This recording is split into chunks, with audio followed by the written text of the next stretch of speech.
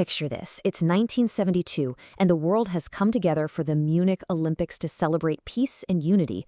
But that peace is about to be absolutely shattered by an act of terror, an act that would spark a secret war of revenge, a global hunt that would last for 2 decades. And these are the words that launched it all. Spoken by Israeli Prime Minister Golda Meir, this wasn't just some political statement. No, this was a declaration of war. This was the start of one of the most audacious and controversial counterterrorism campaigns in history. So to really get what this secret war was all about, we've got to go back to the beginning. Back to Munich, 1972. The event was supposed to be the Games of Peace, a way for West Germany to show a new peaceful face to the world. But it would end up being the stage for an unforgettable tragedy. And the facts here are just brutal. A Palestinian group called Black September broke into the Olympic Village and took 11 Israeli athletes and coaches hostage. The entire world was glued to their TVs, watching in horror as a chaotic and ultimately totally failed rescue attempt by German police ended in a massacre. All 11 hostages were killed.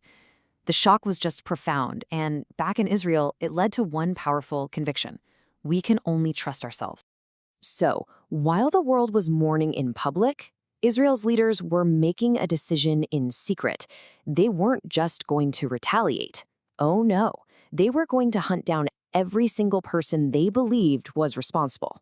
To pull this off, Prime Minister Meir, along with her Defense Minister Moshe Dayan, put together a top-secret group. It was known as Committee X, and its purpose? It was singular, and it was chilling: to authorize a worldwide campaign of targeted assassinations, operating completely in the shadows. And this was the result. Operation Wrath of God. It was a Mossad-led mission with a crystal-clear goal: assassinate everyone involved in Munich. But what's really incredible here is the sheer length of it all. This wasn't some quick, short reprisal. This secret war would go on for more than 20 years.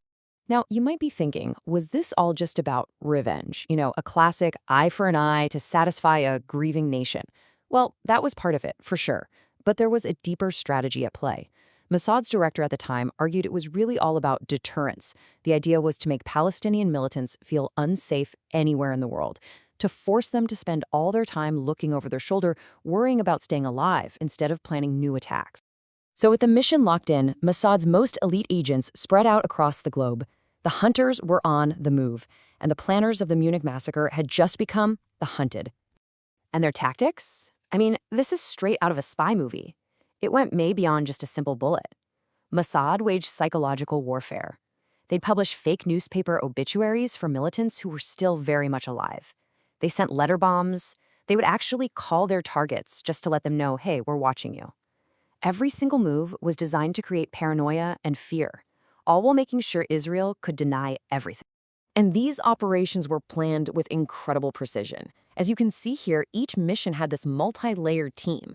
First, you had the head squad. They'd set up all the logistics, the apartments, the cars, the whole 9 yards.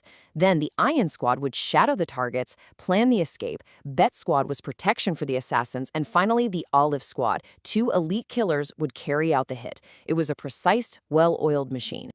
And they did not waste any time. Just look at this timeline of that first wave. In less than a year, Mossad hit targets all across Europe. Bam! A PLO rep shot in Rome. Bam! An operative in Paris killed by a bomb in his telephone. Another one blown up in his hotel room in Cyprus. The message to their enemies was brutally clear. There is absolutely nowhere you can hide. For months, the operation had been running like clockwork, just ruthlessly efficient. But here's the thing, even the world's most feared intelligence agency isn't perfect. And in the summer of 1973, Mossad was about to make a disastrous mistake. And this really is the crucial question, isn't it? When you're operating in the shadows, making these life-or-death calls based on secret intel, what's the cost when you make a mistake? Well, the answer came right here, in the tiny, quiet Norwegian town of Lillehammer, probably the last place on Earth you'd expect to be the scene of an international assassination. So this right here is just a heartbreaking case of mistaken identity.